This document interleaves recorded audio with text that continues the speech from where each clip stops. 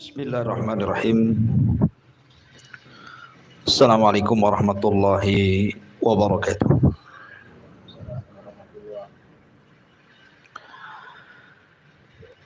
Alhamdulillah wassalatu wassalamu ala Rasulillah wa ala alihi wa sahbihi wa mawalah wa la hawla wa la quwata illa billahi wa ba'du.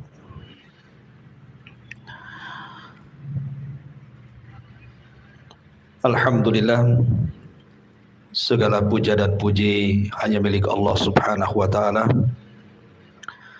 Salawat dan salam kita hadiahkan kepada Rasul kita Nabi besar Muhammad sallallahu alaihi wasallam. Kita lanjutkan kajian di malam hari ini, masih membahas tafsir singkat dari surah-surah pendek dalam juz Amma. Dan kita masuk pada surah Ad-Duha.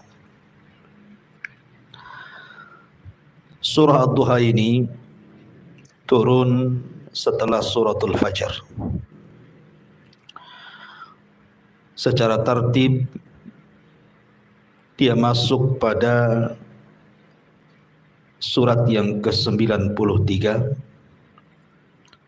dengan jumlah ayat 11, kemudian jumlah kalimat 40 dan jumlah huruf 164 huruf.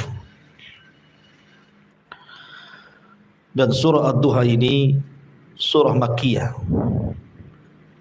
termasuk surat yang turun di awal-awal dakwah Nabi sallallahu alaihi wa ala alihi wasallam. Adapun sebab turun surah Ad-Duha ini disebutkan di dalam sejarah. Para pembesar Quraisy ini sebenarnya mereka secara hati membenarkan ajaran Nabi sallallahu alaihi wasallam dan Al-Qur'an yang diturunkan. Bahkan sebagian pembesar mereka, sebagaimana dijelaskan oleh Ibnu Hisham, seorang pakar sejarah. Jadi kalau malam hari di permulaan dakwah Nabi sallallahu alaihi wasallam, para pembesar Quraisy di antaranya Abi Sufyan, kemudian Abu Jahal dan juga Akhnas Ibn Syuraik, kalau di malam hari mereka selalu bersembunyi satu dengan yang lainnya, tidak ada koordinasi. Jadi mereka datang sendiri-sendiri, ingin mendengarkan apa yang dibaca Nabi sallallahu alaihi wasallam dalam salat malam Nabi. Jadi ketika Nabi sallallahu alaihi wasallam membaca Al-Qur'an dalam salat itu, 3 orang pembesar Quraisy ini mendengarkan, tapi satu dengan yang lainnya tidak tahu. Apabila Nabi sallallahu alaihi wasallam sudah selesai salat, maka mereka pun bubar, tiba-tiba berjumpa di tengah jalan. Jadi satu dengan yang lainnya mengetahui bahwa mereka sedang mendengarkan sembunyi-sembunyi bacaan Rasul dalam salatnya. Akhirnya kemudian satu di antara mereka saling mencela. Kemudian yang lainnya mengatakan, la ta'udu falau ra'akum ba'du sufahaikum la auqa'tum fi nafsihi syai'an. Sebaiknya ini terakhir kali kita mendengarkan bacaan yang dibaca Muhammad itu. Sebab kalau seandainya orang-orang jahil tahu apa yang kita lakukan, dikhawatirkan kemudian ada perasaan mereka kepada Nabi sallallahu alaihi wasallam. Artinya sudahlah sampai di sini jangan ulang. Tetapi bacaan Al-Qur'an itu bukan bacaan biasa. Quran itu menarik orang masalahnya. Sekali dengar pasti orang tertarik. Apalagi Al-Qur'an itu berbahasa Arab. Dan mereka para pembesar itu juga berbahasa Arab. Apalagi di zaman itu memang sedang gencar-gencarnya syair-syair yang dilantunkan orang-orang Arab, sehingga mereka makin penasaran. Kok berbeda yang dibaca Rasul dengan syair-syair yang diucapkan para pujangga. Sehingga kemudian mereka sepakat untuk tidak datang, malam berikutnya mereka datang. Terus seperti itu. Dan setiap jumpa mereka mengatakan ini yang terakhir kali. Menunjukkan bahwa Al-Quran itu sebenarnya sudah masuk di dada-dada Abi Sufyan, Abu Jahal dan Akhnas ibn Syurek ini. Sehingga suatu waktu Akhnas ibn Syurek ini memanggil Abu Jahal, ngomong empat mata. Kemudian mengatakan, wahai Abu Jahal, kata Akhnas ibn Syurek kepada Abu Jahal, aku ingin bicara empat mata denganmu. Bagaimana pendapatmu tentang Muhammad itu? Bagaimana pendapatmu tentang Muhammad itu? Apakah dia dusta dengan ajaran yang dibawanya ataukah benar? Kata Abu Jahal, demi Allah aku tidak pernah mendengar dari lisan Muhammad itu sesuatu yang dusta. Artinya Abu Jahal membenarkan sebenarnya. Akan tetapi kata Abu Jahal, kalaulah bukan karena perselisihan kabilah diriku dengan kabilah Muhammad itu, maksudnya kabilah Rasul, kabilah Abdul Manaf dan kabilahnya Abu Jahal berselisih pendapat. Kemudian Akhnas ibn Syurek bertanya, ada masalah apa dengan kabilah Abdi Manaf itu? Maka Abu Jahal mengatakan, sesungguhnya kami bersaing dengan kabilah Muhammad itu untuk mendapatkan hati orang-orang Quraisy itu. Apabila mereka memberi makan haji, kami pun sama.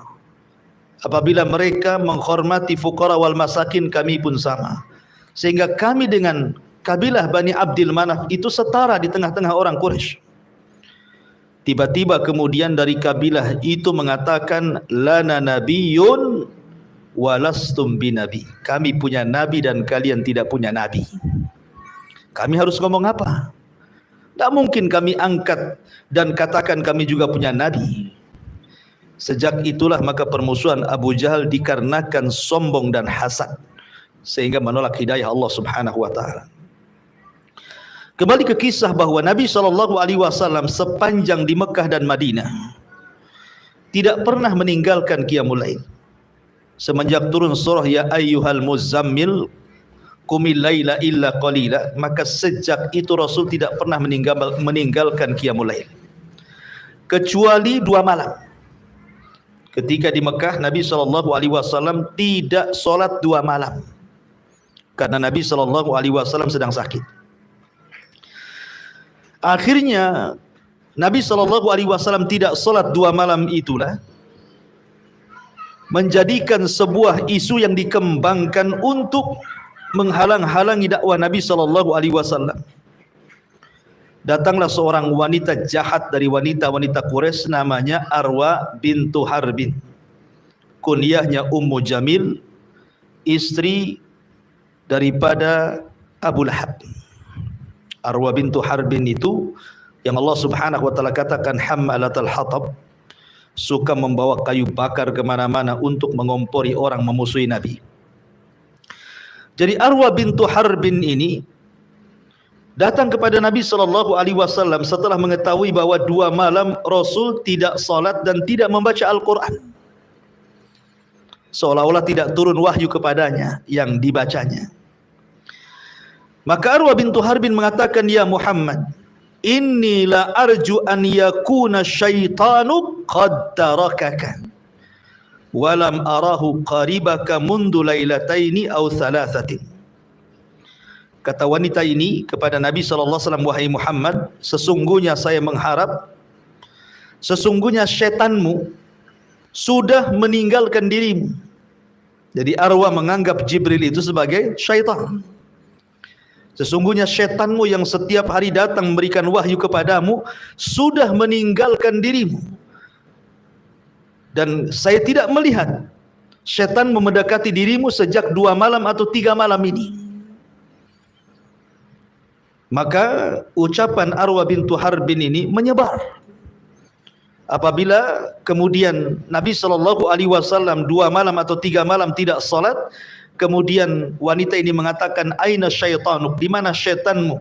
Jangan-jangan Tuhanmu sudah akan memilih nabi yang itu bukan dirimu.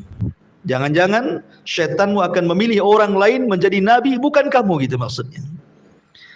Maka dari ucapan wanita ini yang sudah menyebar, menjadikan orang makin ragu-ragu kepada Nabi SAW. Dari sinilah turun ayat wadduha wal laili idza saja. Ma wadda'aka rabbuka wa ma qala. Di sini ada kata-kata ma wadda'aka rabbuka wa ma qala. Dan Rabbmu tidak mungkin meninggalkan dirimu, apalagi membenci dirimu. Jadi ma wadda'aka rabbuka wa ma qala, bantahan kepada wanita jahat ini yang kemudian mengatakan kepada Nabi SAW, di mana syaitanmu? Kok sudah 2 malam 3 malam tidak datang? Jangan-jangan dia berpindah kepada orang lain untuk mengganti kenabian. Maka Allah katakan ma wadda'aka rabbuka wa ma qala. Ya, asbab nuzul daripada surah Ad-Duha. Taib. Ma'asyiral muslimin yang dimuliakan Allah Subhanahu wa taala. Kita masuk pada tafsir daripada surah Ad-Duha ini. Allah Subhanahu wa taala berfirman, wad-duha, demi waktu duha. Wal laili idza saja, dan demi malam apabila telah sunyi. Ma'asyiral muslimin yang dimuliakan Allah Subhanahu wa taala. Kalau kita memperhatikan Al-Qur'anul Karim, apabila Allah bersumpah di beberapa ayat dalam surat dalam Al-Qur'an, itu kebanyakan Al-Qur'an itu, kalau kita perhatikan sumpahnya Allah lebih kepada bersumpah kepada waktu. Kita perhatikan banyak Allah itu bersumpah dengan waktu, kan? Seperti Allah mengatakan wal asri, demi waktu asar atau demi masa. Wal fajri, demi waktu fajar, gitu ya. Kemudian di sini wadduha, demi waktu duha. Dan banyak sekali dalam Al-Qur'an itu Allah Subhanahu wa taala bersumpah dengan waktu. Boleh enggak seandainya ada seseorang yang sangat mencintai pasangannya bersumpah dengan waktu, wadduha, demi waktu duha aku mencintai dirimu, umpamanya. Seorang bersumpah dengan sumpah yang Allah jadikan sumpah dalam Al-Quran, kita katakan kepada pasangan kita, wadduha, demi waktu duha, sungguh wahai istriku aku cinta kepadamu. Maka kita katakan tidak boleh. Tidak boleh seseorang bersumpah kepada makhluk yang Allah ciptakan. Lalu kenapa Allah Subhanahu wa taala bersumpah dengan makhluk? Maka kita katakan Allah Subhanahu wa taala bersumpah dengan makhluk itu terserah Allah. Allah mau bersumpah dengan siapa saja kan terserah Allah. Jadi Allah Subhanahu wa taala bersumpah dengan makhluk sesuai kehendaknya. Tetapi makhluk tidak boleh bersumpah dengan makhluk, karena itu sebuah kesyirikan. Makanya Nabi SAW mengatakan man halafa bi ghairillahi faqad asyrak. Barang siapa yang bersumpah kepada selain Allah, maka dia telah menyekutukan Allah. Lalu apa hikmahnya? Kenapa Allah Subhanahu wa taala bersumpah dengan makhluk? Kata para ulama tafsir mengatakan bahwa ketika Allah Subhanahu wa taala bersumpah dengan makhluknya, tidak semua makhluk Allah jadikan sumpah dalam Al-Qur'an. Hanya makhluk-makhluk tertentu dan pilihan Allah.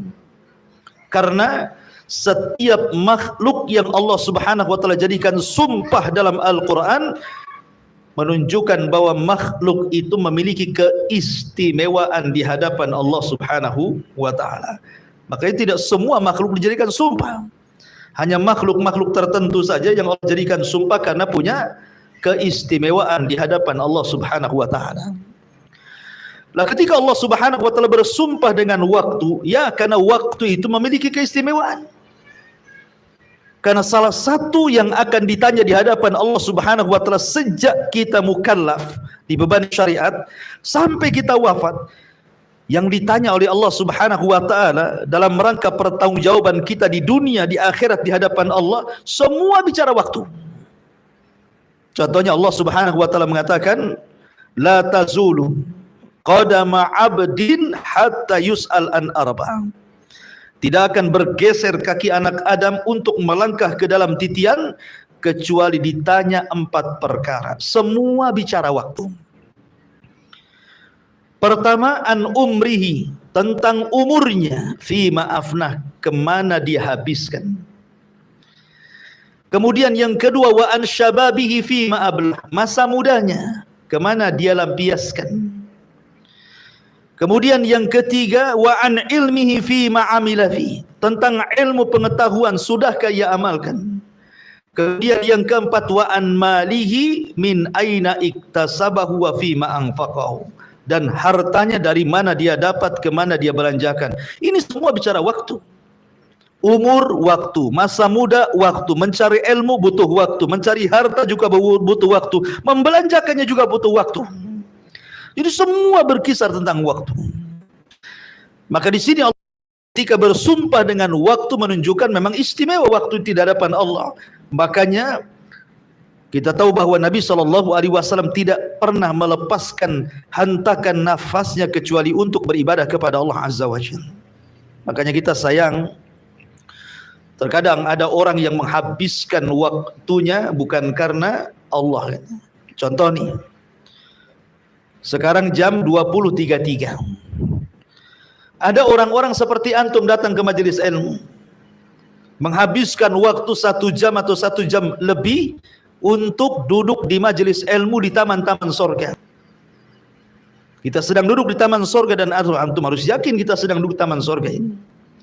Tapi di jam 20.33 yang sama pada waktu ini, ada sebagian teman-teman kita yang justru sedang maksiat kan. Mereka sedang duduk di tempat-tempat diskotik, tempat-tempat maksiat. Itu semua akan dipertanggungjawabkan di hadapan Allah Azza wa Jalla. Oleh karena itulah maka Allah mengingatkan dalam Al-Quran senantiasa bersumpah dengan waktu. Lah dalam surah Ad-Duha ini Allah pilih waktu duha. Allah mengatakan wad-duha, demi waktu duha. Waktu duha ini ada yang mengatakan bahwa waktu duha itu ma'ruf mulai dari terbitnya matahari meninggi 1 tombak sampai zawal. Zawal itu sampai matahari tergelincir ke arah barat sedikit masuk waktu zuhur. Itulah waktu duha. Jadi waktu duha itu sejak terbit matahari sampai zawal, waktu tergelincir matahari ke arah barat masuk waktu zuhur, itulah disebut duha. Ada yang mengatakan tidak, maksud waktu duha itu ya dari pagi sampai sore. Itulah duha. Kenapa? Karena dalam ayat ini lawannya walaili idza saja, demi malam apabila telah menutup. Dan waktu malam itu ketika terbenam matahari sampai kemudian datang fajar shadiq atau ketika terbitnya matahari. Berarti waktu duha dalam ayat ini maksudnya dari pagi sampai sore gitu loh. Karena lawannya juga malamnya dari sejak maghrib sampai pagi gitu ya. Tapi yang jelas, kenapa Allah Subhanahu wa taala menjadikan duha sebagai sumpahnya? Karena waktu duha itu waktu nasyad, waktu harakat. Waktu orang semangat-semangatnya untuk bekerja, waktu orang bergerak-geraknya untuk berjalan, waktu orang itu kemudian sedang berjalan ke sana kemari untuk mencari maisha. Itulah waktu duha. Ya kan, semangatnya orang bekerja kan pagi sampai siang kan, kalau siang ke atas sudah mulai malas kan itu ya. Ya karena itulah kemudian dijadikan sumpah oleh Allah Subhanahu wa taala. Ma'asyiral muslimin yang dimuliakan Allah Subhanahu wa taala. Di dalam Al-Qur'an Allah Subhanahu wa taala ketika menyebut waktu salat, Allah hanya menyebut 3 waktu dalam sumpahnya kan. Wadduha, waktu duha, dan di situ ada salat duha. Kemudian wal asri, demi waktu asar, dan di situ ada salat asar. Kemudian wal fajri, waktu fajar, dan di situ ada salat fajar. Dan Allah tidak menyebut wal maghrib, apalagi wal isya, apalagi wal dhuhri, enggak kan? Ya, Allah tidak sebut tuh kalimat duhur, maghrib, isya. Allah hanya menyebutkan fajar, duha, asar. Kenapa? Sebagianlah mengatakan karena disitulah rahasia hidup manusia. Rahasia hidup manusia itu sejak fajar. Makanya kalau orang bangun di waktu fajar, maksudnya subuh, kemudian tidak tidur sampai syuruk,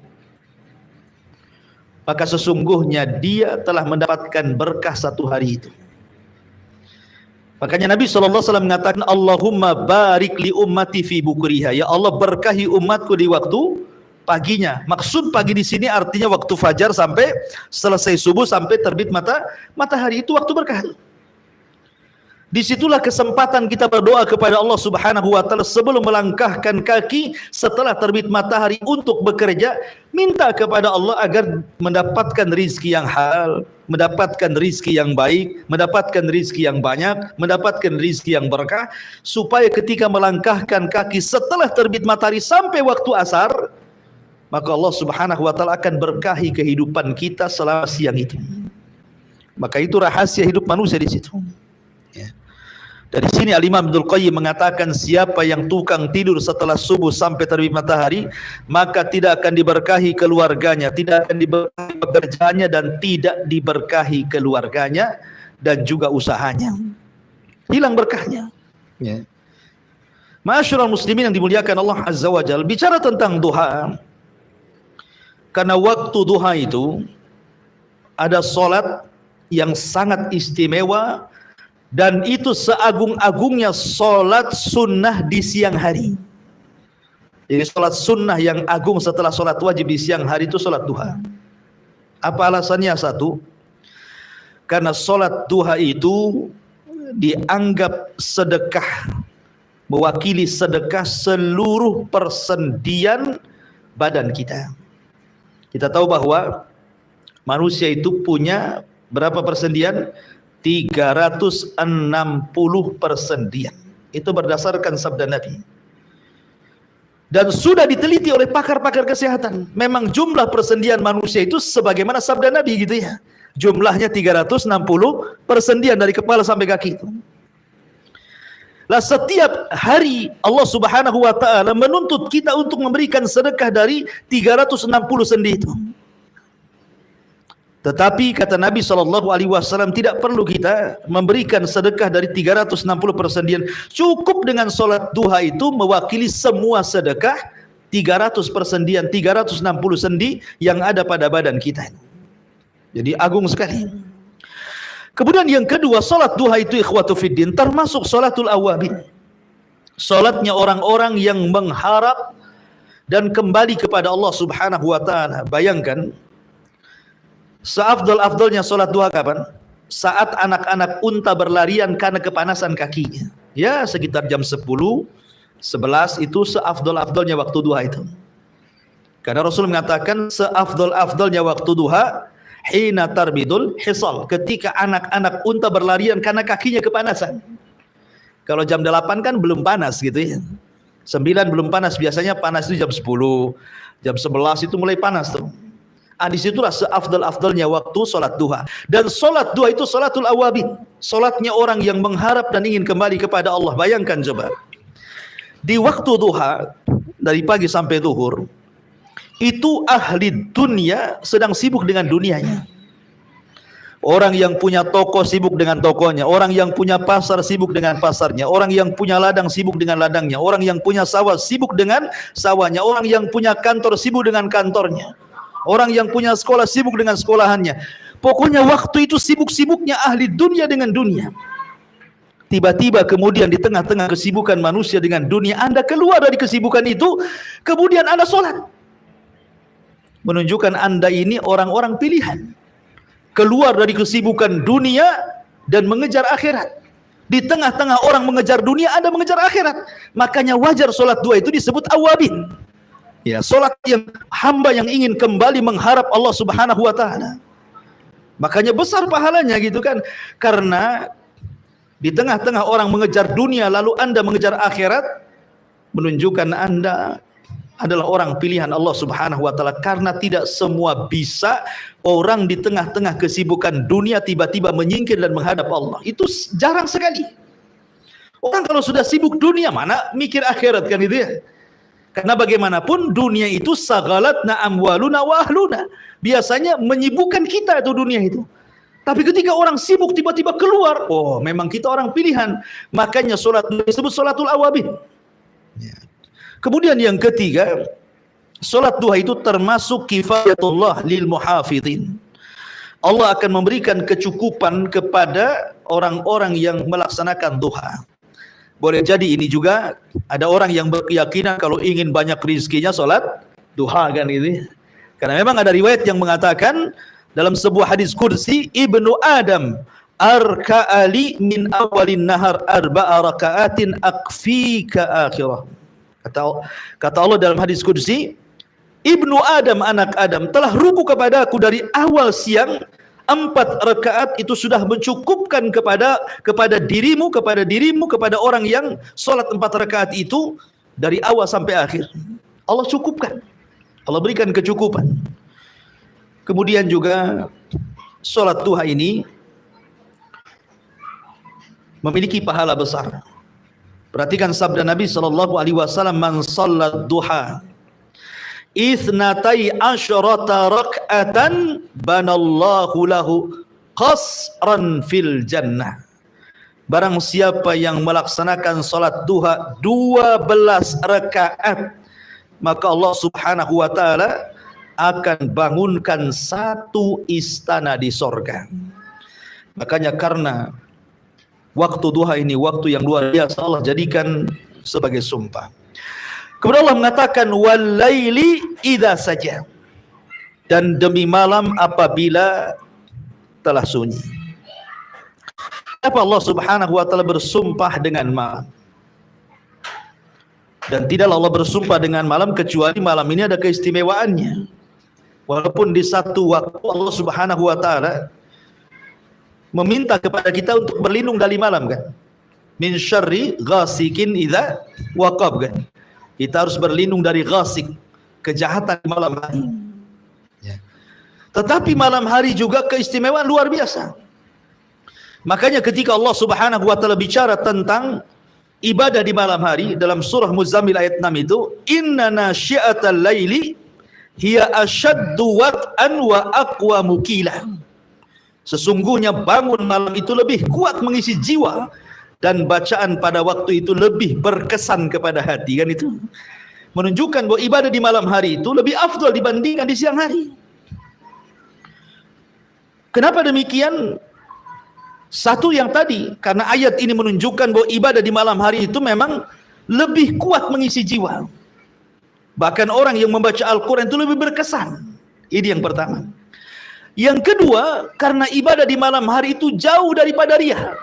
Mau riya sama siapa? Orang sudah tidur semua. Kan gitu ya, antum umpamanya malam-malam, sepertiga malam jam 2:30 atau jam 2 antum ke masjid, mana ada orang di masjid kan itu. Cuman masalahnya kalau antum ke masjid dicurigai antum pencotak infak. Karena jarang orang ke masjid malam-malam gitu ya. Kalau orang dulu kan biasa ke masjid malam-malam mau ibadah. Kalau sekarang karena masjid pun dikunci, tiba-tiba antum semangat habis dengar kajian ini 2:30 antum ke masjid, mungkin sudah di senter-senter sama satpam itu ngapain tuh kan gitu ya. Besoknya dicek kotak infaknya ada enggak gitu. Isinya ada enggak gitu. Tapi kalau kita perhatikan di malam hari kan orang sudah tidur semuanya. Sehingga ikhlas itu lebih dekat kepada dia dibandingkan riya. Karena wasilah untuk riya itu sedikit sekali kan. Lain kalau di siang hari kan ramai orang sudah bangun semuanya gitu. Tapi di malam hari mau riya sama siapa? Makanya ada seorang cucu Nabi SAW atau cicit Nabi SAW namanya Ali ibn Husain ibn Ali ibn Abi Talib atau dikenal dengan Zainul Abidin. Zainul Abidin, satu-satunya keturunan Husain yang hidup di Karbala. Semua turunannya Husain kan meninggal di Karbala itu. Tidak ada yang selamat. Maksudnya yang laki-laki. Karena kita tahu bahwa nasab itu dari laki-laki kan itu. Jadi semua nasab Husain semua mati di Karbala kecuali satu orang. Karena ketika itu sedang sakit dan Husain saat dibunuh itu meminta agar dia diselamatkan. Maka dia diselamatkan dan dialah satu-satunya cucu dari cicit dari Nabi SAW dari Husain yang hidup. Namanya Ali bin Husain bin Ali bin Abi Thalib atau dikenal dengan Zainul Abidin. Ali As-Sajjad. Zainul Abidin ini dikenal ahli sedekah, sedaqatus sir, disebut dengan sedekah sembunyi-sembunyi. Jadi kalau kita bicara tentang sedaqatus sir, Nabi SAW bersabda apa? Sedaqatus sir tudfi'u ghadab rabbi. Sedekah yang diam-diam itu bisa meredam murkanya Allah. Jadi Zainul Abidin atau Ali bin Husain ini kalau tiap malam dia menggendong 1 kaleng gandum. Dia cari orang-orang miskin kota Madinah. Sehingga setiap malam dia berkeliling ke orang-orang miskin di kota Madinah itu sampai 70 rumah orang miskin setiap malam ditaruh di situ. Setiap malam 70 rumah. Dia bawa, dia gendong, letakkan di situ, letakkan di situ, letakkan sudah. Kemudian malam berikutnya dia cari lagi, malam berikutnya dia cari lagi. Setiap malam seperti itu. Ya. Karena Allah Subhanahu wa taala berikan rizki kepada Zainul Abidin ini, rizki yang melimpah. Tapi orang-orang masih juga mencela Zainul Abidin dan mengatakan orangnya pelit, tidak pernah sedekah kepada fuqara wal masakin. Kenapa? Karena tidak diketahui orang sedekahnya. Coba kalau sekarang anak orang-orang kaya saat lebaran gitu ya, kalau ngasih ampau itu berjubel di pagar rumahnya, ngantri. Ya. Dari mana kita tahu? Ya karena ada pemberitaan. Rupanya sudah disiapkan wartawan untuk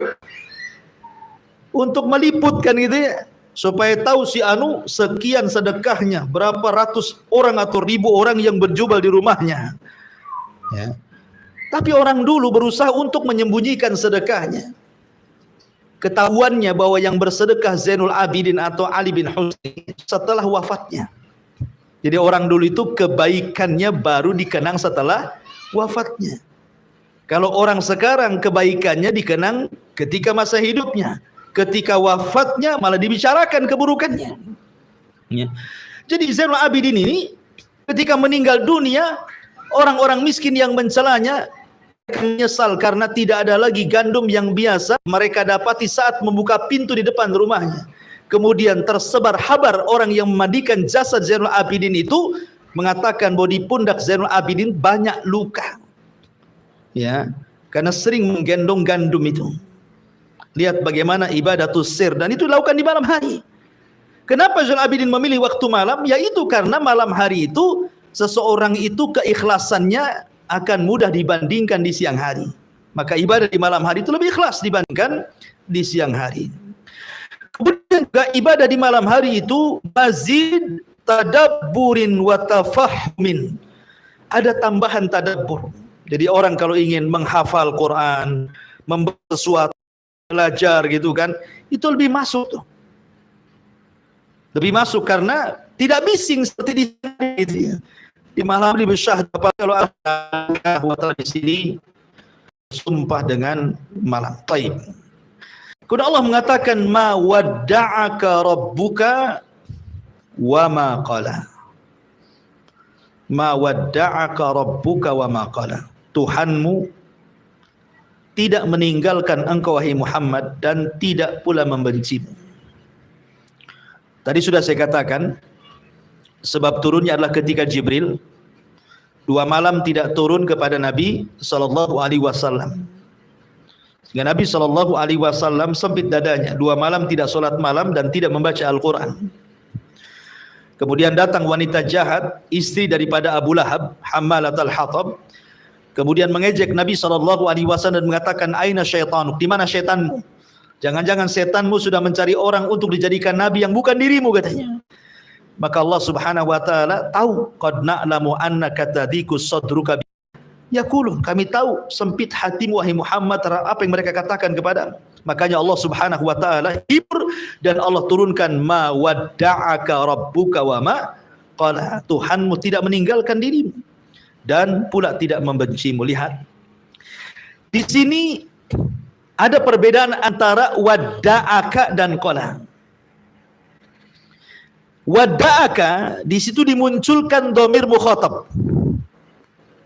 Ka, ada kaf di situ ya, wadda'aka. Sementara dalam kalimat qala tidak, Allah tidak mengatakan qalaka gitu ya. Qalaka harusnya kan begitu. Ya kan namanya sesuatu yang ma'tuf, sesuatu yang sifatnya diatofkan, disandarkan kepada kalimat sebelumnya, harusnya ma wadda'aka rabbuka wa ma qalaka kan gitu. Allah Subhanahu wa taala ketika mengatakan ma wadda'aka dimunculkan kata ganti mukhatab, orang yang diajak bicara, kak kamu. Allah tidak meninggalkan kamu. Kamunya disebut di situ. Ya. Sementara ketika Allah Subhanahu wa taala mengatakan qala, Allah tidak mengatakan wa ma qalaka, tetapi wa ma qala. Dan Allah tidak membenci ya takdirnya kamu gitu ya, tapi tidak dimunculkan di situ. Kenapa di sini? Ya, ini kan pertanyaan. Perhatikan di sini, wadda'a itu artinya meninggalkan. Kalau seandainya Nabi SAW dia bisa, kalau seandainya 2 hari ditinggalkan malaikat Jibril tidak turun wahyu, dia bersabar walaupun hatinya sempit ya. Tetapi kalau kemudian Nabi SAW harus dibenci oleh Allah Subhanahu wa taala, maka dia tidak akan sabar. Karena benci tidak mungkin berkumpul dengan rindu. Benci itu tidak mungkin berkumpul dengan cinta. Karena kalau orang membenci seseorang, hilang gambaran kebaikan orang itu. Sebagaimana kalau orang cinta dengan orang, hilang pula gambaran kebenciannya. Nggak mungkin cinta dengan benci berjumpa. Tetapi berpisah dan berjumpa mungkin. Bisa memungkinkan, kadang berpisah, kadang berjumpa kan. Tetapi benci dengan cinta itu tidak mungkin digabungkan. Makanya Allah mengatakan ma wadda'aka. Kalau hanya sekedar meninggalkan maka dimunculkan ka-nya. Tapi ketika qala tidak. Maknanya di sini ma wadda'aka. Allah tidak akan meninggalkan dirimu wahai Muhammad. Di sini ada kandungan bahwa Allah akan bersama Muhammad. Meninggalkan lawannya bersama. Artinya Allah akan bersama Nabi. Kemudian wa maqala. Allah akan mencintai Nabi karena lawan daripada benci adalah cinta kan gitu ya. Berarti ma wadda'aka rabbuka wa maqala. Di sini Allah menjanjikan kepada Rasul bahwa aku akan bersama dirimu terus wahai Muhammad dan aku akan terus cinta kepadamu. Nah, gitu maknanya. Ma wadda'aka rabbuka wa ma qala.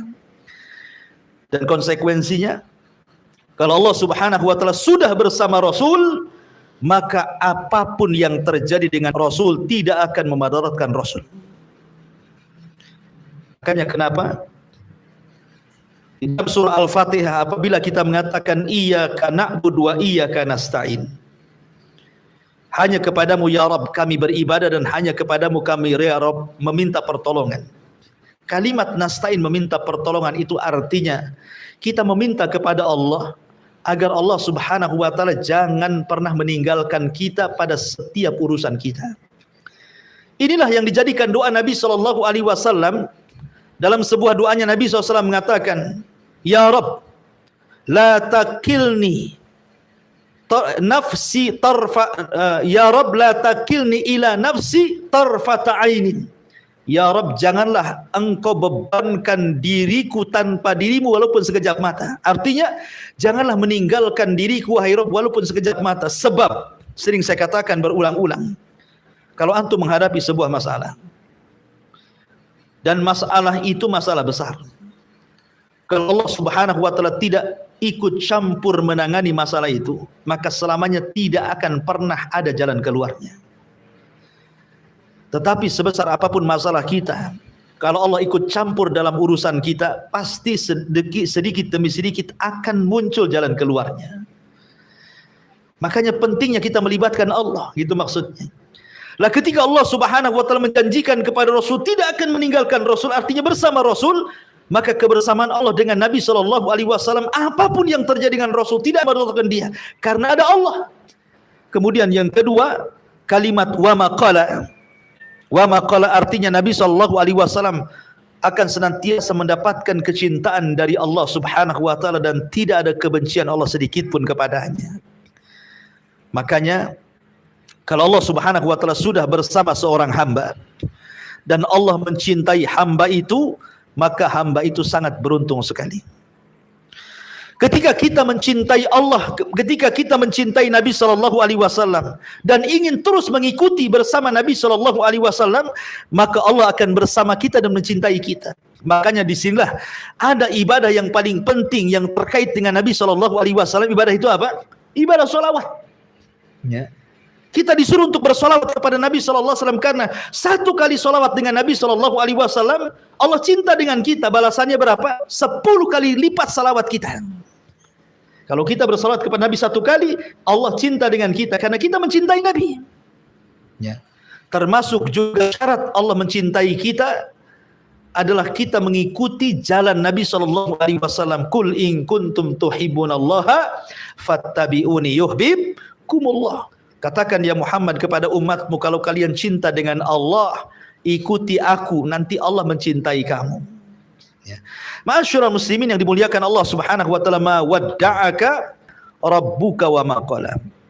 Kemudian Allah mengatakan walal akhiratu khairul laka minal ula. Dan sungguh yang kemudian itu lebih baik bagimu dari yang permulaan. Yang kemudian lebih baik daripada permulaan. Ada dua penafsiran para ulama. Yang pertama maksudnya yang kemudian lebih baik daripada yang permulaan, artinya dalam kehidupan Nabi sallallahu alaihi wasallam, maka setelah hijrah Nabi sallallahu alaihi wasallam jauh kondisi Rasul lebih baik dibandingkan ketika Rasul berada di kota Mekah.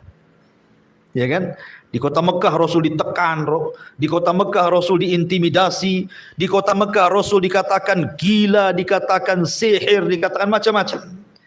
Tapi kemudian setelah hijrah ke kota Madinah, kehidupannya jauh lebih baik. Termasuk juga kehidupan Nabi sallallahu alaihi wasallam itu semakin hari semakin baik ibadahnya kepada Allah.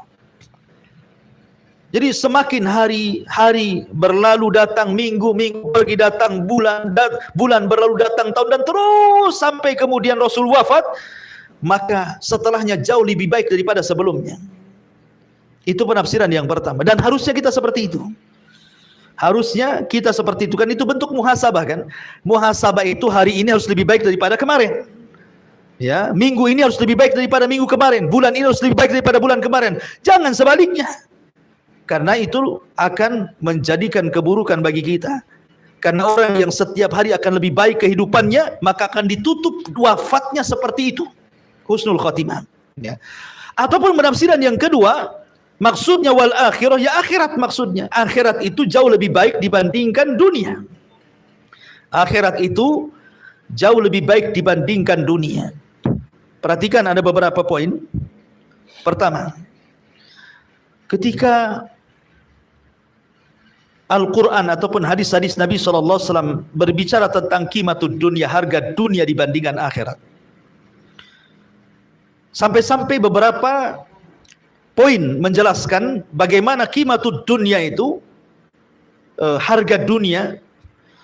Pertama dipermisalkan dengan bil kaili, dengan timbangan.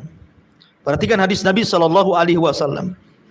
Wallahi mad dunya fil akhirati illa mithlu ma yaj'alu ahadukum isba'ahu hadhihi wa asyara Yahya bis sababati fil yam falyandur bima tarji.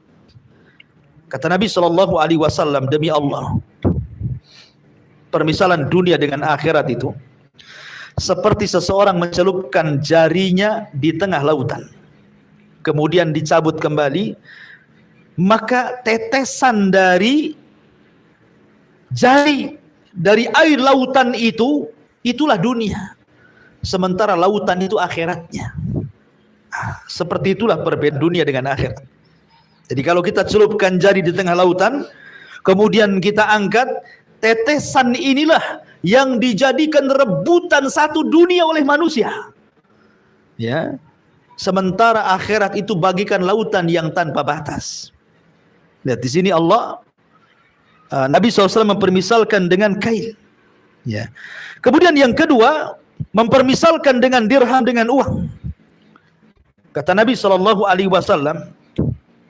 ketika sahabat Rasul dengan Nabi SAW lewat ke pasar, tiba-tiba kemudian berjumpa dengan kambing, bangkai kambing yang cacat. Kemudian Nabi SAW mengatakan kepada para sahabatnya, maukah di antara kalian membeli bangkai kambing yang cacat ini dengan 1 dirham? Mempermisalkan dengan dirham, dengan uang. Kata Nabi SAW, ayyukum yuhibbu anna hadha lahu bidirhamin. Maukah di antara kalian membeli bangkai kambing yang cacat dengan 1 dirham ini? Faqalu, sahabat mengatakan, tidak mungkin wahai Rasul, seandainya binatang ini hidup, kalau cacat siapa yang mau 1 dirham? Ya. Maka Nabi SAW mengatakan, ketika sahabat mengatakan seperti itu, fa wallahi lad dunya ahwan 'ala Allah min alaikum. Demi Allah, dunia ini jauh lebih rendah.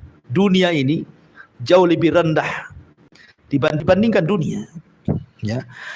Kemudian juga Nabi SAW mempermisalkan dengan masahah, dengan jarak gitu ya.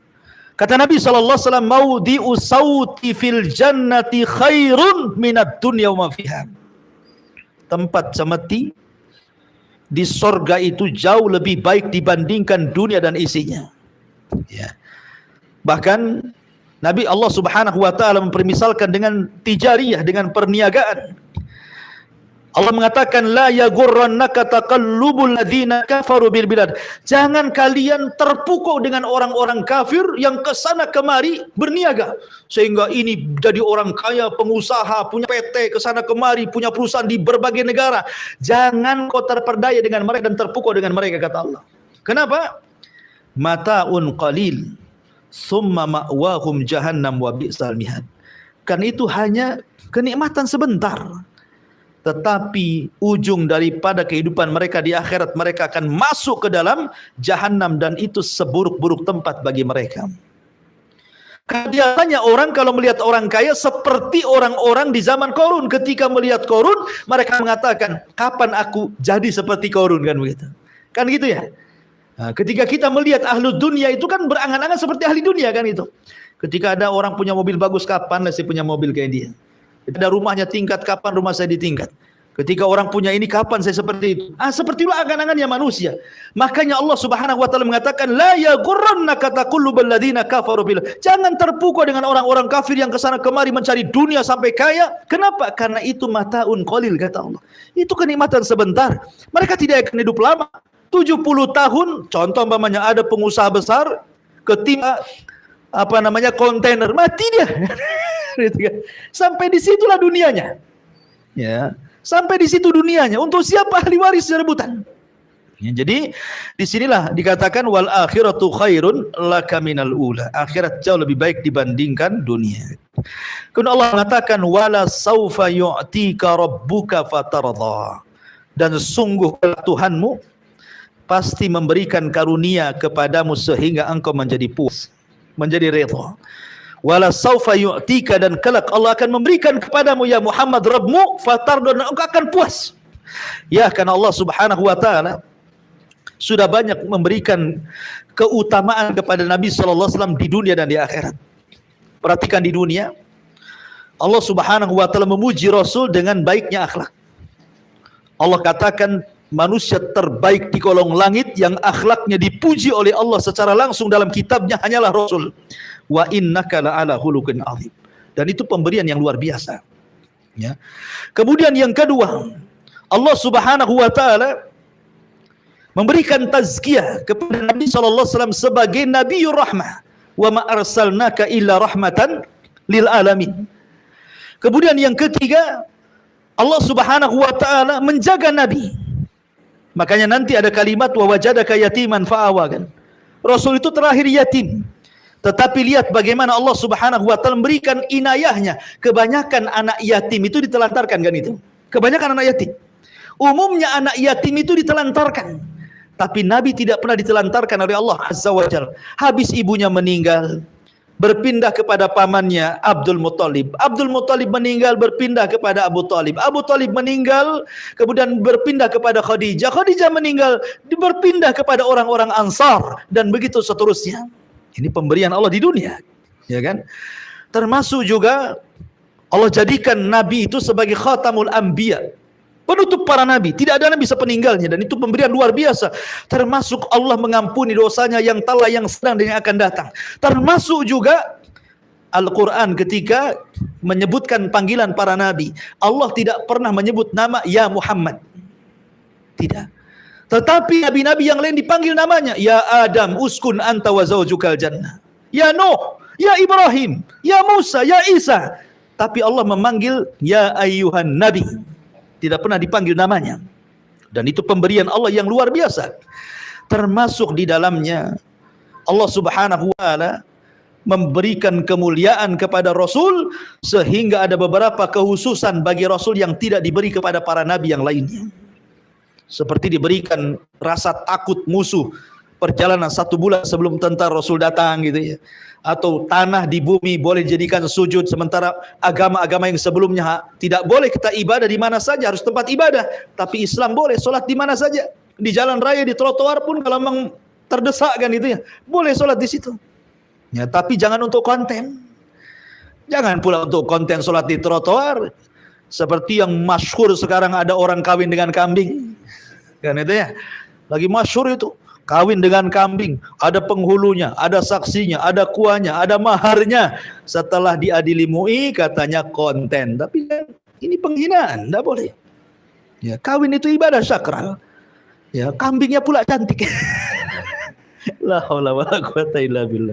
Ini gara-gara ada media medsos ini, gara-gara konten orang berani menghina agama. Betapa banyak orang yang menghina Islam, menghina Nabi gara-gara konten. Nauzubillah. Hanya gara-gara pundi-pundi rupiah nggak seberapa jadi YouTuber, dosanya banyak di hadapan Allah Subhanahu wa taala. Adapun di akhirat sudah jelas. Wala saufa yu'tika rabbuka fatarda. Engkau akan diberikan macam-macam dan engkau akan puas.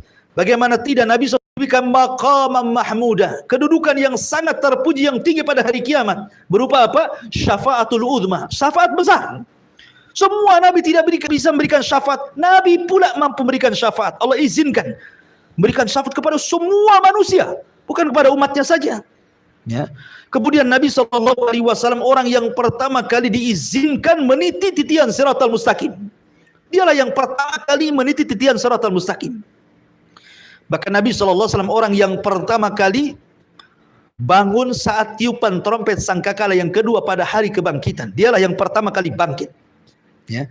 Bahkan Nabi SAW akan menjadi pemimpin orang-orang awal, bahkan pemimpin para nabi dan para rasul pada hari kiamat. Termasuk Nabi SAW orang yang pertama kali membuka pintu sorga, dan dia pula orang yang pertama kali masuk ke dalam sorga. Bahkan umatnya 2/3 sorga. Ya. Artinya bahwa ini Allah Subhanahu wa taala janjikan wala saufa yu'tika, dan kelak Allah akan memberikan kepadamu rabbuka, Rabbmu, fatardo, dan akan puas dirimu dengan pemberian Allah. Ya. Kemudian Allah Subhanahu wa taala baru setelah itu mengingatkan kepada Nabi SAW atas pemberian yang banyak itu. Rasul diingatkan oleh Allah, alam yajidka yatiman fa'awa. Bukankah Allah mendapatimu sebagai anak yatim, lalu dia melindungimu, wahai Muhammad? Ingat sejarahmu. Ya, jas merah bahasanya ya. Jangan lupakan sejarah gitu ya. Harus ingat dengan sejarah. Ingat di masa kecil, wahai Muhammad. Ketika Nabi SAW dalam kandungan ibundanya Aminah, kemudian safar bersama ayahnya Abdullah ingin berniaga ke Syam, kemudian mampir di kota Madinah. Tapi Allah takdirkan ayahnya Abdullah terkena penyakit humma Yathrib, wabah Yathrib, demam Yathrib, mengakibatkan kematian ayahanda Rasul Abdullah karena demam itu. Ya, semacam wabah. Sementara Nabi SAW masih dalam kandungan ibundanya Aminah. Maka Nabi SAW kemudian terlahir yatim, bahkan seyatim-yatimnya anak yatim adalah ketika lahir dan ayahnya meninggal dalam kandungan. Itulah Nabi seyatim-yatimnya anak yatim. Kemudian setelah Nabi SAW lahir, maka yang menyusui setelah Aminah adalah siapa? Thuwaibah. Karena ketika itu Thuwaibah sedang punya anak namanya Masruh. Thuwaibah itu budaknya Abu Lahab. Dia baru melahirkan dan punya anak namanya Masruh, sehingga kalau ibu punya anak bayi kan keluar susunya. Maka Nabi SAW karena memang kondisi susu ibundanya kurang baik, maka disusukan kepada Thuwaibah. Ketika tahu Rasul suka dan mau menyusu kepada Thuwaibah, Abu Lahab ketika itu sangat bahagia. Karena bahagianya dengan kelahiran Rasul dan budaknya kemudian mau menyusui, Rasul mau bersusu kepada Thuwaibah, maka sebagai imbalannya Abu Lahab memerdekakan budaknya Thuwaibah ini. Abu Lahab bahagia karena Abu Lahab tidak tahu bahwa nanti dia akan jadi nabi kan, itu permusuhannya kan setelah jadi nabi. Justru di awal-awal Abu Lahab itu suka dengan Nabi. Buktinya karena budaknya diminum susunya oleh Rasul, langsung dimerdekakan tuh Thuwaibah itu. Dan Thuwaibah ini sempat hidup ketika Nabi SAW hijrah dari Madinah. Dia ingin memberikan hadiah kepada Thuwaibah ke Mekah, tapi sayang Thuwaibah sudah meninggal dan anaknya juga Masruh sudah meninggal dunia. Ingin membalas kebaikannya karena Rasul itu tidak pernah melupakan kebaikan orang, ya, tapi sayang sudah meninggal semua, ya. Maka karena tahun itu dikenal Bani Bakar Hawazin itu terjadi paceklik hebat, Bani Sa'diyah, sehingga datanglah 10 wanita dari Bani Bakar Hawazin dari kabilah Sa'diyah itu mencari bayi-bayi susuan dari orang-orang kaya yang ada di kota dengan imbalan, dengan sebuah imbalan. Maka angkatlah 10 wanita dari Bani Sa'diyah, dari Bani Bakar Al-Hawazin itu. Berangkat 10 wanita. Salah satu dari 10 wanita itu adalah Halimah Sa'diyah. Ya. Lah 9 wanita ini sudah lebih dulu, padahal berangkatnya sama-sama. Karena memang Halimah menggunakan atan itu keledai perempuan, sehingga kan jalannya kurang gitu ya. Dan juga unta yang sangat rapuh, yang sangat kecil, yang sangat kurus, sehingga ketinggalan dari 9 wanita yang sebelumnya sudah berangkat. Ketika sampai di Mekah, 9 orang wanita kawannya sudah mendapatkan bayi-bayi orang kota untuk dibawa pulang, sementara Halimah sudah tidak mendapatkan siapapun yang ada di kota Mekah itu kecuali Nabi SAW. Itu pun ditolak oleh para wanita-wanita yang datang. Alasannya kenapa? Pertama, memang keluarganya miskin. Yang kedua, memang Rasul anak yatim. Ya, tidak mau mereka. Kalau saya ambil, dibayar apa saya ini, bahasan seperti itu, sehingga tidak diambil tuh bayi itu. Kecuali Halimah Sa'diyah. Maka ketika mengetahui tidak ada bayi kecuali Nabi SAW, suaminya ketika itu datang kepada istrinya dan mengatakan, sudahlah nggak apa-apa, kita ambil saja, mudah-mudahan membawa berkah. Itu harapan suaminya. Harapan suaminya kepada istrinya Halimah Sa'diyah agar dibawa sajalah orang ini. Akhirnya kemudian Abdullah ibn Harith setelah mengatakan kepada Halimah Sa'diyah istrinya, dibawalah bayi Nabi. Tetapi masalahnya subhanallah, baru saja berada di pangkuannya, atan saya katakan tadi apa? Keledai perempuan. Keledai perempuan ini dia harus mengeluarkan susu kalau punya anak kan. Ini kan tidak punya anak, nggak keluar susunya. Tiba-tiba keajaiban Allah Subhanahu wa taala, penuh susunya tuh keledai perempuan itu. Padahal di malam itu mereka tidur sejelek-jeleknya kondisi karena kelaparan. Tiba-tiba setelah membawa bayi Nabi, tiba-tiba susunya menggelembung, padahal tidak punya anak tuh keledai perempuan itu. Karena berkahnya Rasul, akhirnya mereka pun minum dari air susu keledai itu dan mereka pun merasa segar. Akhirnya mereka pun sehat. Kata Abdullah ibn Harith suaminya, subhanallah, anak ini sungguh mubarak, diberkahi. Maka berangkatlah menuju Bani Bakar atau Hawazin atau kabilah Sa'diyah. Rupanya mereka duluan yang sampai dibandingkan 9 wanita yang sudah dahulu membawa bayi itu. Karena berkahnya jadi kuat tuh binatangnya. Ya. Dan ketika Rasul sampai saja, turun hujan. Kan itu kan sudah lama paceklik tuh. Ya, daerah itu. Tiba-tiba turun hujan. Nah, ini berkah yang kedua. Kemudian kambing-kambing di daerah itu gemuk-gemuk dengan kehadiran Nabi SAW. Dan intinya banyak sekali. Namun sayang ketika usia Rasul, ada yang mengatakan 4, ada yang mengatakan 6 tahun, terjadi pembelahan dada sehingga mengkhawatirkan Halimah jangan-jangan setan datang, padahal itu Jibril. Kemudian dikembalikan kepada ibundanya Aminah. Lah ketika Aminah kemudian hendak ziarah kuburan ayahandanya Rasulullah SAW ke Madinah, kemudian pulangnya di Abu Allah takdirkan dia meninggal dunia. Maka kemudian Aminah itu kan punya budak namanya Barakah atau dikenal dengan Ummu Aiman. Maka Ummu Aiman membawa Rasul ketika itu masih kecil gitu ya, untuk dititipkan kepada pamannya siapa? Kepada kakeknya Abdul Muthalib. Tapi Abdul Muthalib hanya 2 tahun, kemudian diserahkan, diwasiatkan kepada Abu Talib. Karena Abu Talib ini miskin, kemudian Nabi SAW dilatih berniaga, dilatih bekerja, sampai akhirnya Allah berikan anugerah kepada Rasul istri yang kaya, yang soleha, yang disebut dengan Khadijah. Saat pamannya meninggal, Khadijah meninggal, kondisi Rasul terpuruk, maka datang orang-orang Ansar masuk Islam dan akhirnya menjadi pelindung Nabi SAW. Wa wajadaka yatiman fa'awa. Maka Allah jadikan kau yatim, tetapi Allah tetap melindungi kamu. Rasul tidak terlantar. Di mana banyak orang-orang yatim terlantar, tapi Rasul tidak terlantar sama sekali. Kenapa? Fa'awa, Allah yang melindungi.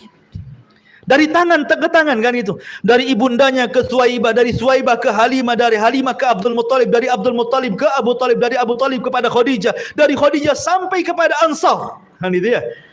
Fa'awa. Ya, Allah Subhanahu wa taala melindungi Nabi sallallahu alaihi wasallam. Kemudian Allah mengatakan wa wajadaka dhallan fahada. Dan dia Allah mendapati dirimu sebagai orang yang tersesat, lalu dia memberikan petunjuk. Ingat kalimat dolal, dolan, tersesat itu bukan lawan petunjuk. Nabi bukan kafir kemudian masuk Islam, bukan. Ya. Maksudnya dolan di sini kata para ulama, seperti yang dikatakan Syekh Muhammad Amin Al-Shinqiti rahimahullahu taala. Dolan tersesat di sini maksudnya Rasul itu tetap berada di atas agama Ibrahim.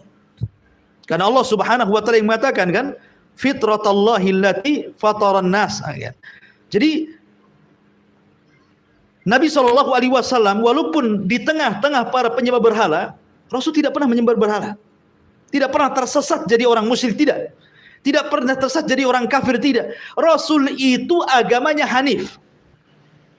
Agamanya Hanif artinya mail anisyirki, jauh daripada kesyirikan. Dia tahu Allah, dia mentauhidkan Allah secara umum, tetapi dia tidak tahu bagaimana cara menyembahnya. Karena belum ada syariat solat, belum ada syariat zakat, belum ada syariat puasa, belum ada syariat haji, belum ada syariat macam-macam. Tetapi secara umum Rasul itu mentauhidkan Allah. Cuman bingung dia, bagaimana cara menyembahnya gitu ya. Makanya Allah mengatakan wa wajadaka dhallan. Ya, dia mendapati dirimu sedang bingung. Tetapi fahada, lalu dia memberikan petunjuk, baru turun wahyu. Ada perintah sholat, zakat, puasa, haji, baca Quran, berzikir, macam-macam, birrul walidain, ya kan? Macam-macam syariat itu datang kepada Nabi SAW. Maka Allah memberikan petunjuk bagaimana cara yang rinci beribadah kepada Allah Subhanahu wa taala. Wa wajadaka dhalan fahada. Kemudian Allah mengatakan wa wajadaka ailan faaghna.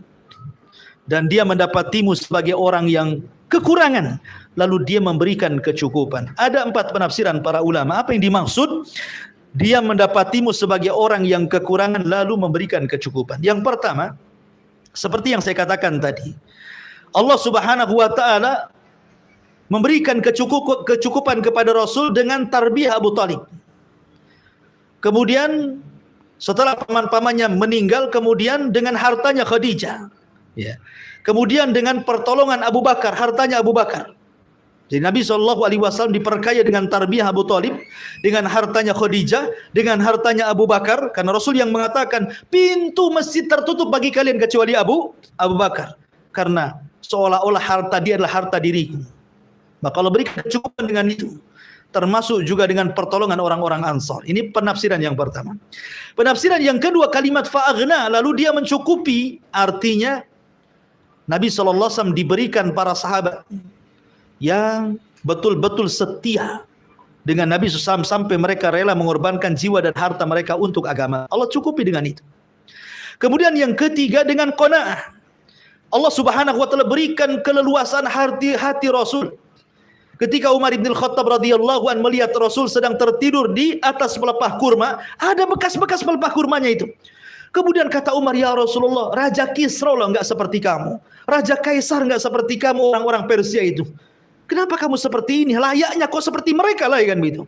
Kata Rasulullah mengatakan, ya Umar, apakah engkau merelakan dunia dan meninggalkan akhirat? Sungguh akhirat lebih baik dibandingkan dunia. Sungguh akhirat jauh lebih baik dibandingkan dunia. Jadi Nabi SAW diberikan kelebaran hati, dan itulah kekayaan yang sesungguhnya. Ketika hati seseorang lapang, maka lapanglah dunia baginya. Ketika hati itu sempit, maka sempitlah dunia baginya. Kemudian yang nomor 4, penafsiran para ulama, artinya dulu engkau miskin, tidak bisa berhujjah, tidak bisa membantah. Tapi Allah berikan Al-Quran kepadamu, sehingga engkau bisa membantah, engkau kaya hujjah sekarang. Ada juga yang mentafsirkan seperti itu. Engkau sudah kaya dalil. Kalau orang musyrik mengatakan seperti ini, kau bisa berhujjah dengan Quran kepada mereka. Ada juga yang mentafsirkan wa wajadaka ailan fa'agna, artinya diberikan kekayaan hujjah sehingga bisa berhujjah kepada orang-orang kafir. Kemudian di sini sebagai jawabannya, fa'ammal yatima fala takhar, maka terhadap anak yatim janganlah engkau berlaku kasar. Seolah-olah Allah mengatakan begini, ya Muhammad, dulu engkau pernah yatim, kemudian aku merawatmu dengan cara seperti itu, berpindah-pindah tangan sampai kepada orang-orang Ansar melindungi. Maka sebagai imbalannya kepadaku, kalau engkau dapati anak yatim karena engkau juga pernah yatim dan aku rawat, ingat, kau pernah yatim, jangan membentak mereka. Karena begini, ikhwan, anak yatim itu sudah tidak punya sandaran lagi. Kalau binatang dikatakan yatim kalau meninggal ibunya. Lihat kucing, kalau sudah menikah, ayahnya mana peduli dengan anaknya, yang membesarkan ibunya, kan begitu ya. Sehingga ketika ibu kucing itu mati, maka anaknya yatim. Itu kalau binatang dikatakan yatim itu kalau ibunya mati. Tapi kalau manusia berbeda, dikatakan yatim kalau ayahnya meninggal. Anak yatim ini, kalau ayahnya meninggal yang merupakan orang yang bertanggung jawab memberikan perhatian, tiba-tiba lingkungannya tidak ada yang memperhatikan dia, maka dia akan menaruh dendam kepada banyak manusia. Dia akan jadi jahat, anak yatim itu. Ya, makanya kenapa ada, saya kok anak yatim ini kok gini ya. Saya kan ada orang tua mengatakan anak ini punya sih anak angkat anak yatim, tapi nakalnya luar biasa, kan itu ya. Itu ujian luar biasa. Makanya ketika anak yatim ini kemudian hilang bapaknya, kemudian masyarakat setempat menggantikan posisi ayahnya, menyayangi anak yatim ini, mengusap rambutnya, kemudian mengkafilnya, maka anak yatim ini akan lembut. Dan nanti kalau dia sudah dewasa, maka dia akan berlaku hal yang sama kepada anak-anak yatim. Tapi kalau masyarakat tempatan itu tidak sayang dengan anak yatim, ya, sama sekali tidak peduli dengan anak yatim, maka anak yatim ini besar dan akan menjadi dendam bagi masyarakatnya. Makanya di sini ditarbiyah oleh Allah Subhanahu wa taala, fa ammal yatima fala taqhar. Maka terhadap anak-anak yatim jangan kau berlaku sewenang-wenang, wahai Muhammad. Ma'asyiral muslimin yang dimuliakan Allah Subhanahu wa taala, perlu dipahami, ya, kenapa Allah Subhanahu wa taala dan apa hikmahnya Allah Subhanahu wa taala memilih nabinya dari anak yatim. Kenapa Rasul dipilih menjadi nabi dan Rasul dan menjadi akhir bagi seluruh para nabi dan Rasul, dan kondisinya yatim? Apa hikmahnya, gitu ya?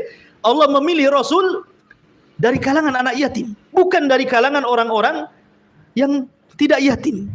Yang pertama, kata para ulama, supaya nabi kelak dia tidak bersandar kepada manusia kecuali kepada Allah. Sebab seorang anak kalau ada bapaknya pasti bersandar kepada orang tuanya, bersandar kepada ayahnya. Ketika Rasul tidak punya ayah, maka sejak itu dia sudah bersandar kepada Allah. Dihilangkan persandaran dia kepada makhluk dan hanya bersandar kepada Allah Subhanahu wa taala. Kemudian yang kedua, kebanyakan orang kalau anak yatim itu biasanya aibnya tidak tertutup. Aibnya tidak tertutup, akan muncul aibnya anak yatim itu. Ya, karena memang dia yatim. Terkadang ada keluhan-keluhan dari ibunya terhadap ayahnya, sehingga aibnya muncul di tengah-tengah masyarakat. Maka dengan cara itulah Allah Subhanahu wa taala ingin mengatakan kepada Nabi SAW, engkau dulu yatim, nasib baik aku akan merawatmu, aku yang merawatmu sampai kau jadi Nabi dan Rasul. Maka karena anak yatim itu tidak mudah untuk menutup aib mereka, tutup aib mereka. Kau seorang Nabi, kau pernah yatim, tutup aib mereka. Ya. Kemudian yang kedua, supaya ja'alahu yatiman liya'lam kulla ahadin anna fadilatahu minallah ibtidaan. Dijadikan Nabi SAW anak yatim supaya setiap orang mengetahui bahwa karunia itu langsung datang dari Allah, bukan dari kedua orang tuanya. Allah yang mendidik Nabi SAW, termasuk juga yang terakhir an ya'rifa qadral yatama, supaya Rasul tahu kedudukan anak yatim, makanya Allah jadikan dia anak yatim. Supaya kelak dia kalau sudah besar tahu kedudukan anak yatim. Kenapa demikian? Terkadang orang hidup susah itu supaya dia bisa susah, seperti Nabi Yusuf alaihi salatu wassalam tidak pernah kenyang.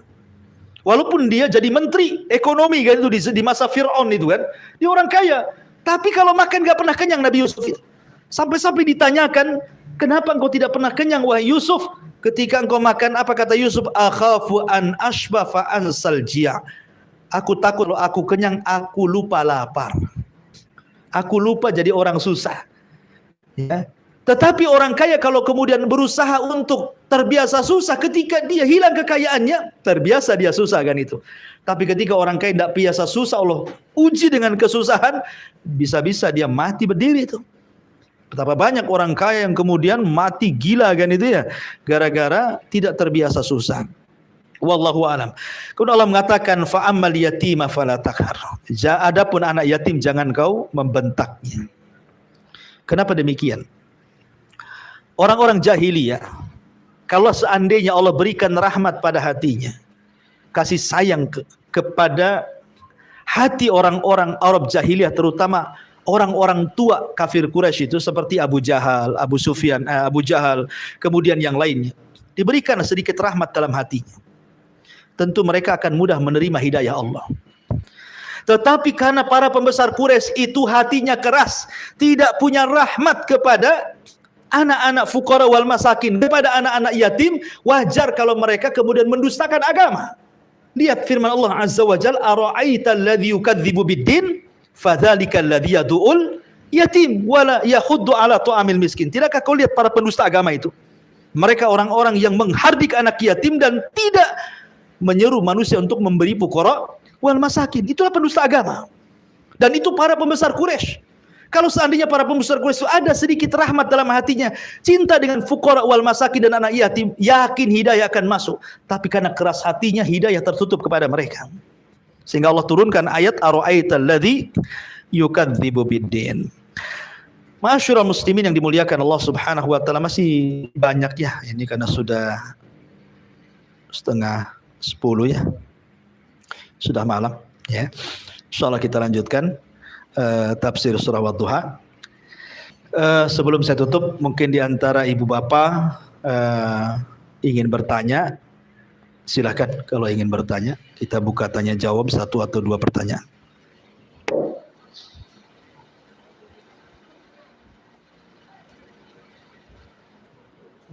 Ya, silakan. Jam 10, tapi di tempat kerja daripada sholat duha jam 7 atau jam 8 tapi iya. Lebih afdal mana sholat duha di pagi hari atau di siang hari? Gak usah bicara tempat kerja atau di rumah, karena kita bicara tentang waktu. Ya. Sholat duha itu boleh dikerjakan di awal waktu. Makanya ketika para ulama bicara tentang sholat syuruk, dalam hadis Nabi SAW, siapa yang sholat subuh berjamaah dan tidak beranjak dari tempatnya, dia berzikir kepada Allah, kemudian muncul matahari sampai meninggi 1 tombak, kemudian dia sholat 2 rakaat, sholat syuruk, maka pahalanya sama dengan haji dan umrah secara sempurna. Ketika ulama bicara tentang sholat syuruk, ada sebagian ulama mengatakan syuruk itu duha yang diawalkan. Jadi ada sebagian ulama yang mentafsirkan atau berpendapat bahwa sholat syuruk itu adalah sholat duha yang diawalkan. Tapi sebagian ulama mengatakan tidak, ya syuruk sendiri, duha sendiri, karena syuruk itu ada kaitan dengan hadis tadi, satu rangkaian dengan orang yang sholat subuh berjamaah dan tidak beranjak dari tempatnya, kemudian dia sholat 2 rakaat, maka pahalanya sama dengan haji dan umrah secara sempurna. Ada yang mengatakan duha sendiri, syuruk sendiri. Tapi ketika ulama mengatakan bahwa itu adalah bagian daripada sholat duha yang diawalkan, menunjukkan boleh sholat duha itu diawalkan. Tetapi kalau bicara tentang afdoliyah waktu, sekali lagi karena ada hadis Rasul bahwa seafdal-afdalnya sholat duha itu hina tarmadul fisal, ketika anak-anak unta itu berlarian, ya, artinya di waktu-waktu ketika bumi sudah panas, ya kan, aspal sudah panas gitu ya, jalan sudah panas, halaman rumah sudah panas. Nah, itulah seafdal-afdalnya waktu duha, mau di kantor mau di rumah sama saja, ya. Ada yang mengatakan sholat duha itu tidak terbatas, yang penting 2 rakaat 2 rakaat. Tapi ada yang mengatakan bahwa duha itu dibatasi 8 rakaat, ya kan. Ada yang mengatakan 12 rakaat, itu tergantung khilaf, ya kan. Tapi yang jelas, ya kita sholat duha saja, mau 2 rakaat, mau 4 rakaat, mau 8 rakaat, kan itu. Yang penting kita melaksanakan duha, dan itu seafdal-afdalnya waktu. Wallahu a'lam.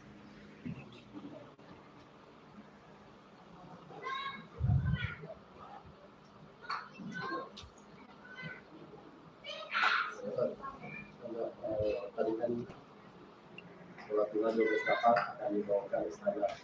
Kalau sholat rawatib 12 rakaat. Bukan, itu duha. Itu duha. Kalau tidak sholat rawatib. Lain lagi, ada lagi? Beda itu. Ya beda. Ya, itu keutamaan duha sendiri, karena banyak amalan-amalan yang menjadikan Allah akan bangunkan istana di sorga. Seperti orang membaca qul huwallahu 10 kali dalam sehari semalam, dibangunkan istana di sorga. Orang yang bangun masjid akan dibangunkan istana di sorga. Orang yang menjaga sholat sunnah rawatib akan dibangunkan istana di sorga. Orang yang menjaga sholat duha akan dibangunkan. Itu banyak. Dan itu keistimewaan sebagai bentuk basyir, ya, kabar gembira. Karena kita ini kan perlu wa'id wal wa'du. Dalam agama ini kan ada ancaman, ada janji, gitu ya, supaya tidak jomplang. Jangan ditakut-takuti nanti akhirnya orang ngedown, gitu ya. Jangan pula tidak diberikan harapan, akhirnya malas. Makanya ada al-khauf wal khub wal roja, itu penting dalam ibadah supaya tidak jomplang, ya. Wallahu a'lam. Ya, cukup karena dibatasi 2. Subhanakallahumma bihamdika asyhadu an la ilaha illa anta astaghfiruka wa atubu ilaik. Allahu ta'ala alam. Assalamualaikum warahmatullahi wabarakatuh.